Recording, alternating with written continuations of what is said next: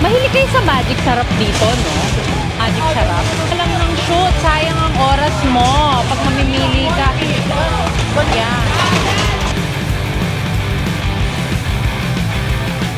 Mga gatas, mami, malimutan mo.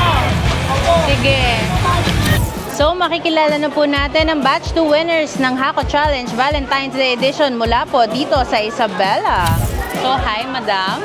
Ano po pangalan nila? Bernabel Gozep. JR Goze, ma'am. Ako po si Melody Ramones Concepcion, ma'am. Norbin Concepcion po. Maria Lourdes Ramos Durwin po. Celedonio Durwin Jr. At syempre, again, gusto kong pasalamatan ng Pure Gold Centro dito po sa Kawayan City. And of course, the Ke family dito sa Kawayan City, Isabela. Megasoft, JC Premier, Mr. Jonathan Soft, JC Cares Foundation, Congresswoman Jocelyn Tulfo, and syempre, wala nang iba, Senator Idol Raffy Tulfo.